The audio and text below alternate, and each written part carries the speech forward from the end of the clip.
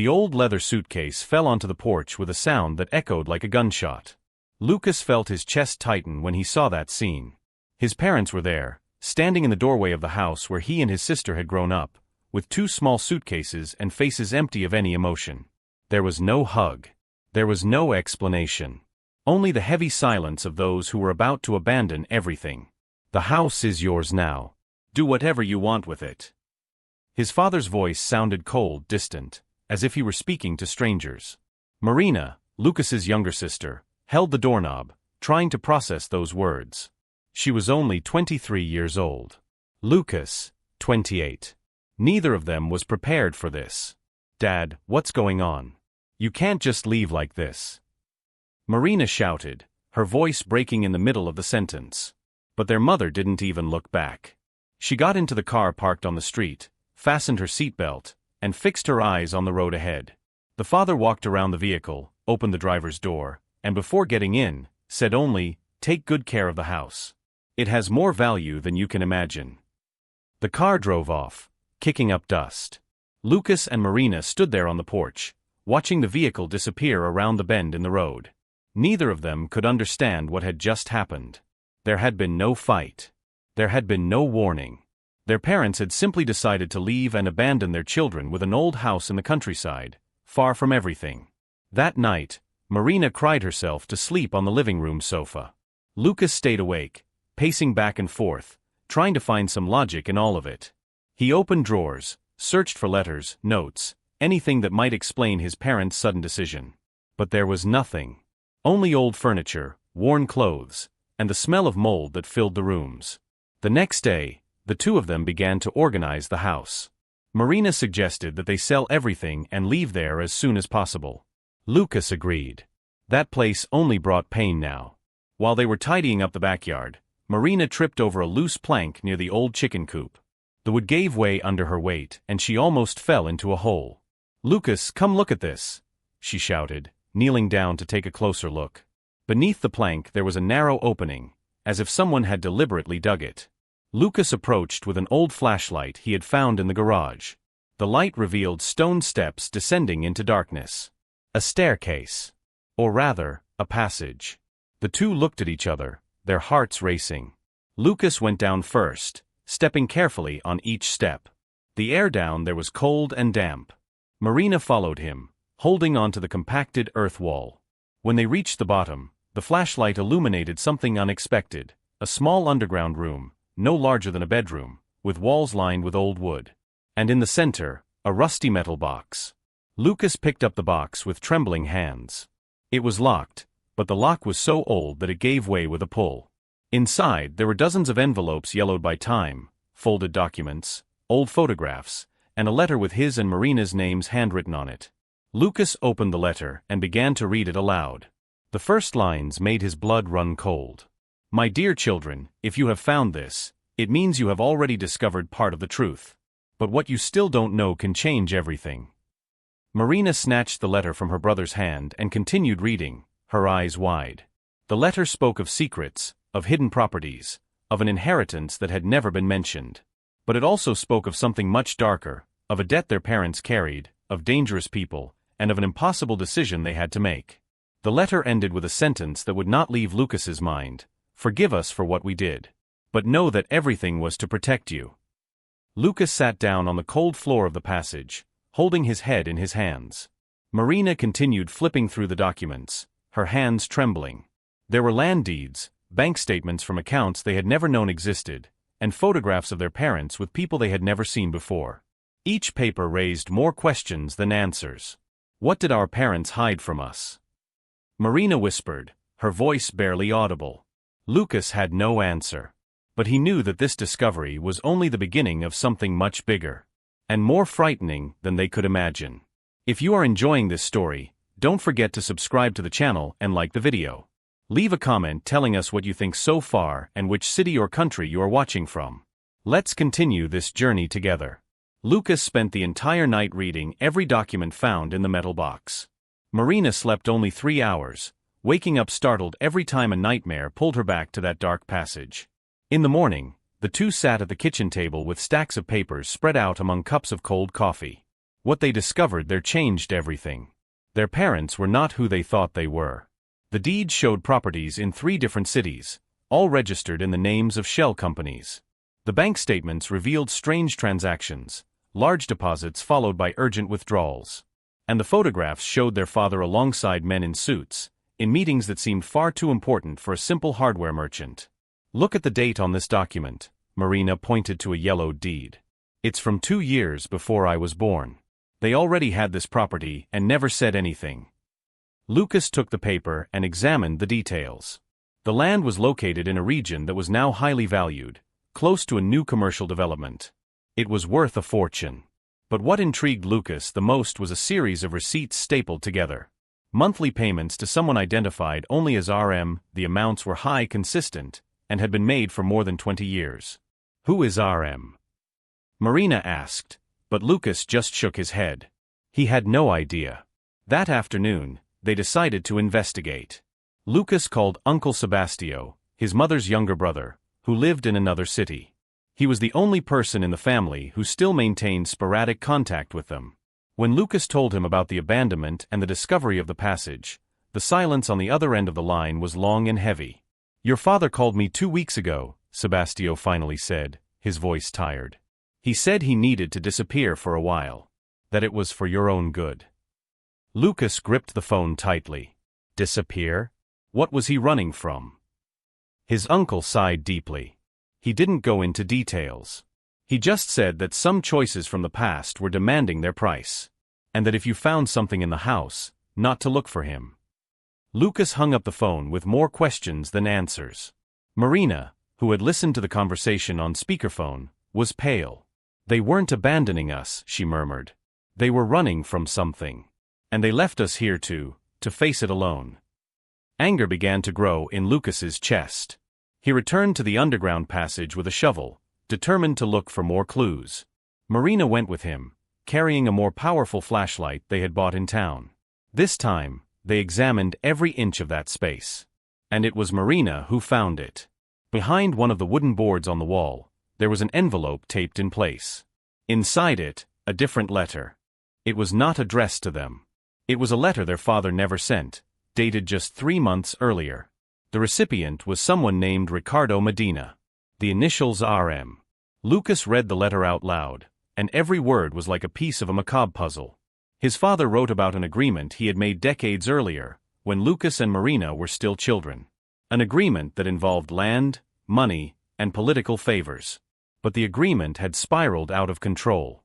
Ricardo Medina, the man who received the monthly payments, was demanding more. Much more. And he threatened to expose everything if his demands were not met. "That's why they ran away," Marina said, her voice trembling. "They were afraid of what this man could do."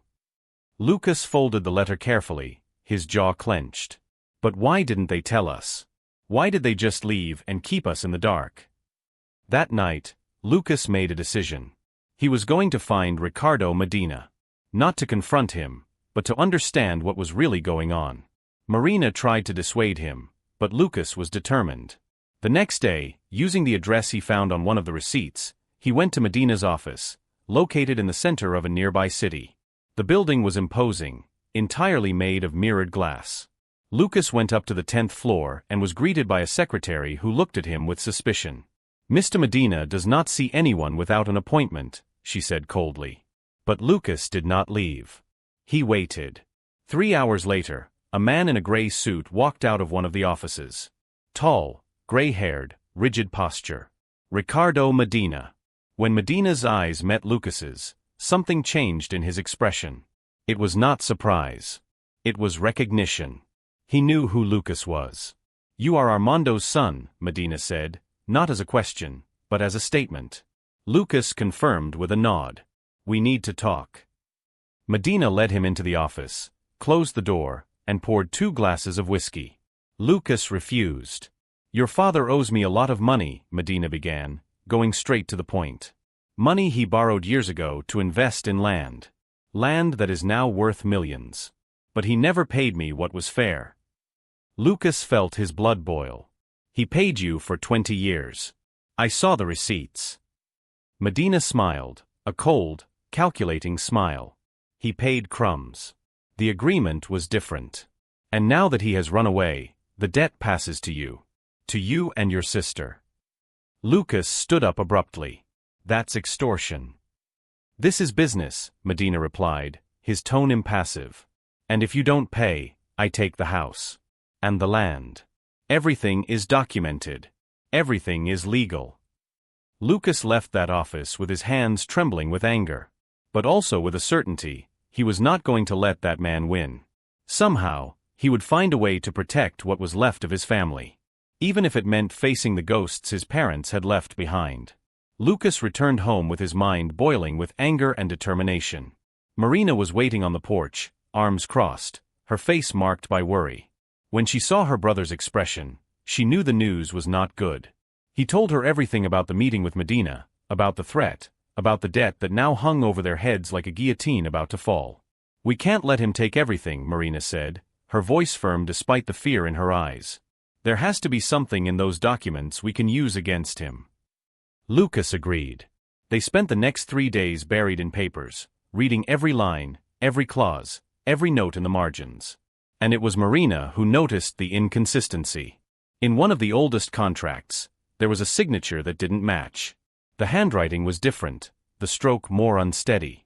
Marina compared it with other documents signed by their father and was certain that was not his signature. Lucas, look at this. This contract might be fake. He took the paper and examined it closely. His heart raced. If that document was fake, the entire basis of Medina's debt could be questioned. Lucas decided to seek help. He called Beatriz, a lawyer who had been a college classmate of Marina's. She worked with corporate fraud cases and agreed to review the documents without charging up front. When Beatriz saw the material, her eyes lit up. This is gold, she said, pointing out several irregularities. If we can prove these contracts were altered, Medina has no case at all. But proving it would not be easy. They needed a handwriting expert, time, and money they didn't have. That was when Marina suggested something risky. What if we go back to that passage? Maybe there are more things hidden that we still haven't found. Lucas hesitated, but he knew his sister was right. That very night, the two of them went down again into the underground space. This time, they brought tools. Lucas began knocking on the wooden walls, searching for hidden compartments. Marina sifted through the dirt floor, digging in spots that seemed looser. After 2 hours of searching, she shouted, "I found something." Buried just half a meter deep was a sealed plastic box. Inside it, an old notebook and a flash drive. Lucas plugged the flash drive into his notebook, while Marina flipped through the notebook. What they found left them speechless. The flash drive contained audio recordings, conversations between their father and Medina over the years. In one of them, Medina admitted to falsifying documents to increase the value of the debt. In another, he openly threatened the family. Their father had recorded everything. The notebook was even more revealing. It contained detailed notes from their father about every transaction, every threat, every meeting. He knew Medina was dangerous. He knew that one day all of this would come to light. And he was preparing for it. "He didn't abandon us," Lucas murmured, his hands trembling as he held the notebook. "He was protecting us. He knew Medina would come after us." Marina picked up one of the pages where their father had written a direct message to them. "My children, if you are reading this, it means I couldn't solve everything on my own. But I left the tools so that you can. Don't let this man destroy what we built. Be smarter than I was. And forgive me for having to leave this way." Lucas felt his eyes burn, but he didn't cry. There was no time for tears. He grabbed the phone and called Beatriz. "We found everything. Recordings, documents, proof that he falsified contracts. We can bury this guy." The lawyer listened to everything in silence and then said, "We need to act fast. Medina must already be preparing the action to take the property. I'll file for an injunction today." In the days that followed, Lucas and Marina worked harder than ever. They organized all the evidence, made backup copies, and sent everything to Beatriz. The lawyer built a solid case and filed a lawsuit not only to annul the debt, but to sue Medina for extortion, forgery, and threats. The move was so fast that Medina had no time to react. When the injunction was granted, freezing all disputed assets, Lucas felt a relief he hadn't experienced in weeks. But he knew that was only the beginning. Medina would not give up easily. Men like him never did. And that was exactly why Lucas prepared a second move. He took the most incriminating recordings and sent copies to 3 local newspapers. The story exploded. Businessman accused of extortion and document forgery blazed across the headlines. Medina's reputation, which he valued so highly, began to crumble. Social media went into an uproar. Clients started canceling contracts. Partners requested to step away. Marina watched everything on television, still in shock at the speed of the events. "Do you think we went too far?" she asked, unsure. Lucas shook his head. "He would have destroyed us without thinking twice. We just defended ourselves." But deep down, he knew there was something more to it all. It was about justice. It was about showing that ordinary people could not be trampled by those with power and money. That night, Lucas's phone rang. It was an unknown number. He answered cautiously. The voice on the other end was deep, tired. "Lucas, it's me. Your father." Lucas's heart almost stopped. "I saw the news. I saw what you did.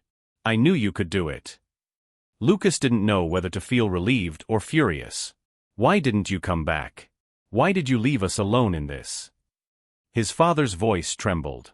"Because I needed to be sure Medina wouldn't go after you while you acted. I was the bait. He looked for me, threatened me, but I kept my distance. And you did what I couldn't do alone. You defeated him." Lucas closed his eyes, emotion taking over. "Are you coming back?" His father paused for a long moment. "Yes. But only when everything is resolved.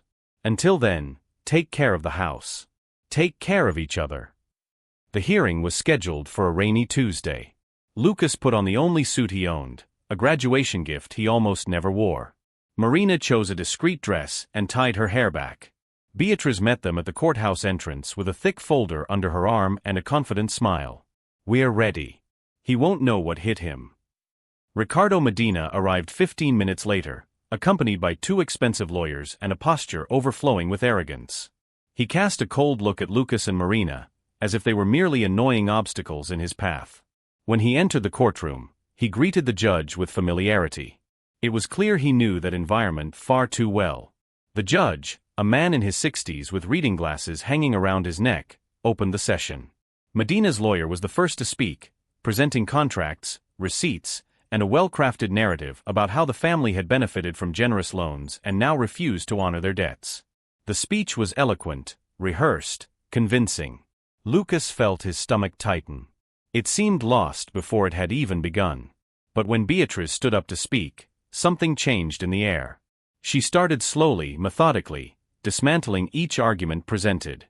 Then she did something no one expected. She asked permission to play an audio recording. Medina's voice filled the room. "It doesn't matter what's in the original contract. I have the documents that matter now. And if you don't pay, I'll go after your children. I'll take everything you have." The silence that followed was deafening. Medina's lawyer tried to stand, but the judge gestured for him to remain seated. Beatrice continued. She presented handwriting analyses that proved the forgeries. She showed discrepancies in the amounts charged. She displayed emails in which Medina instructed third parties to alter documents. Each piece of evidence was a hammer blow to the businessman's credibility. Lucas watched Medina's face lose color, his jaw clenched, his hands gripping the arms of the chair. Then came the twist that not even Lucas expected. Beatrice called a witness. A middle-aged woman entered the room, nervous but determined. Her name was Clarice, and she had been Medina's secretary for 12 years. "I saw everything," she began, her voice trembling. "He ordered me to alter contracts, forge signatures, create false documents. I kept copies of everything because I knew one day this would explode." Medina jumped to his feet. "This is a lie. This woman is making everything up because I fired her." But the judge struck the gavel. "Mr. Medina, sit down. The witness has the right to speak." Clarice continued, detailing years of fraudulent practices, not only involving Lucas's family, but dozens of other victims. She handed the court a flash drive with documents that even Beatrice didn't know existed. The judge examined the material in silence, his brow furrowed. After long minutes, he removed his glasses and looked directly at Medina. "Mr. Medina, the evidence presented here is serious and damning. I am ordering the immediate freezing of all your assets while a criminal investigation is opened.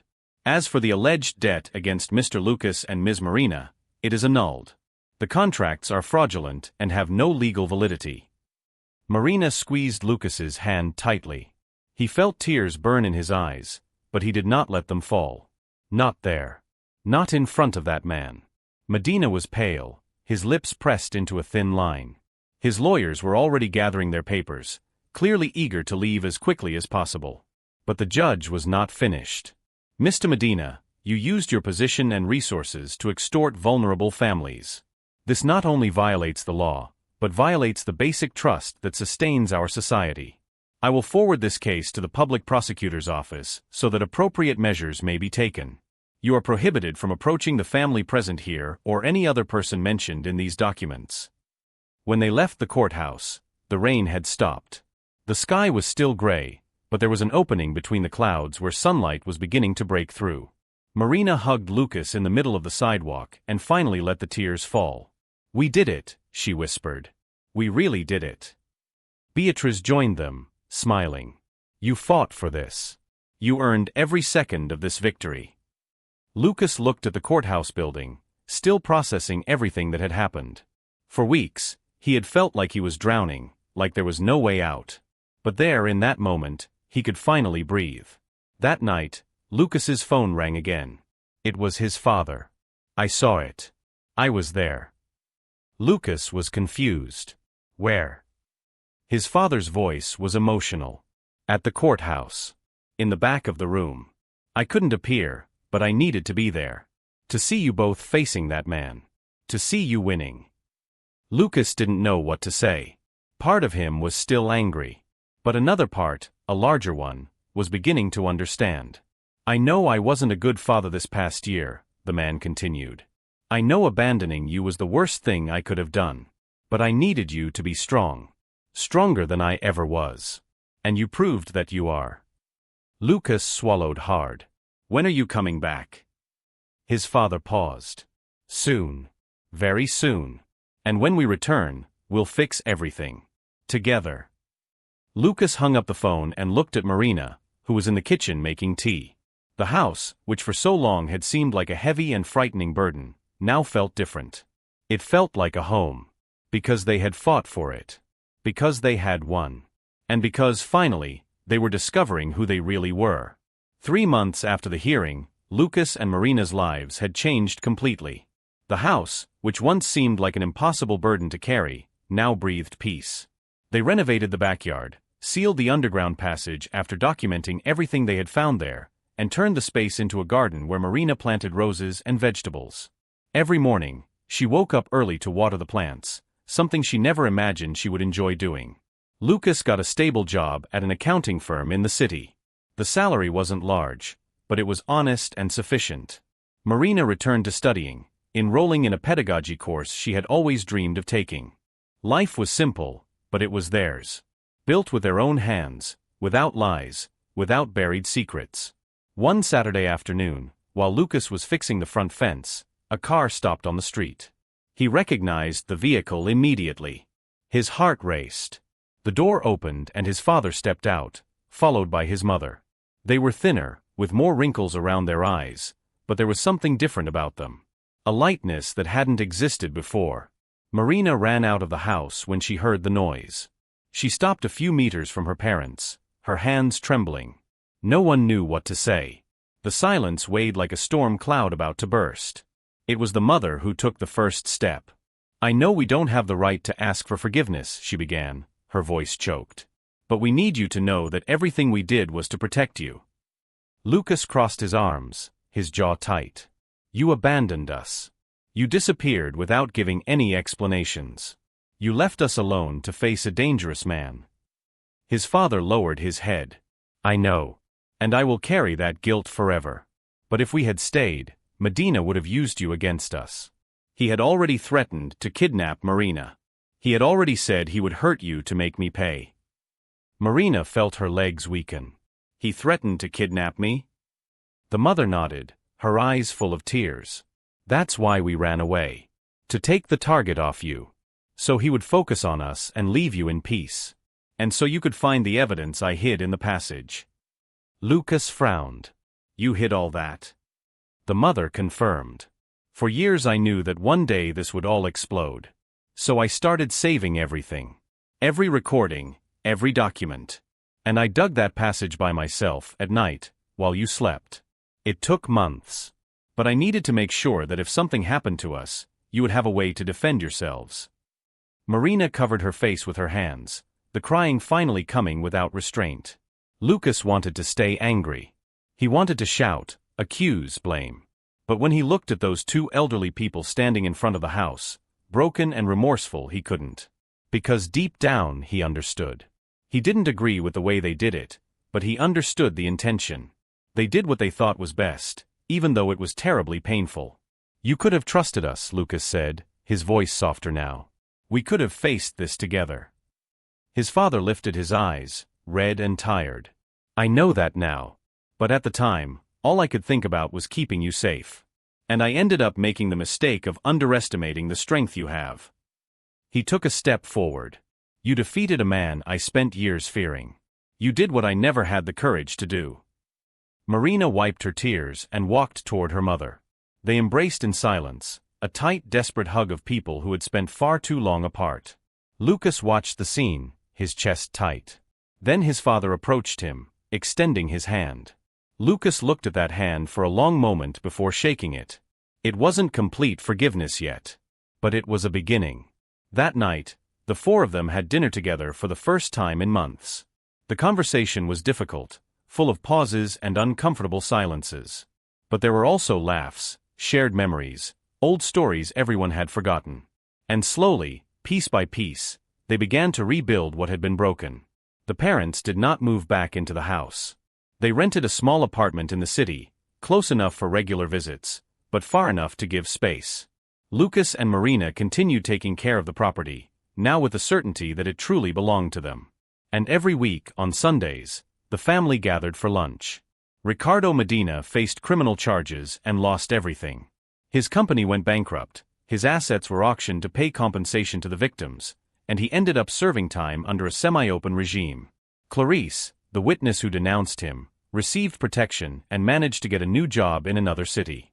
She sent Lucas a letter months later, thanking him for giving her the courage to tell the truth. Lucas learned something valuable from all of this, that family is not just about blood. It's about choices, about forgiveness, about the courage to rebuild even when everything seems lost. He learned that people make terrible mistakes, even with good intentions, but that this does not make them irredeemable. And he learned that true strength does not come from hiding secrets, but from facing them head-on.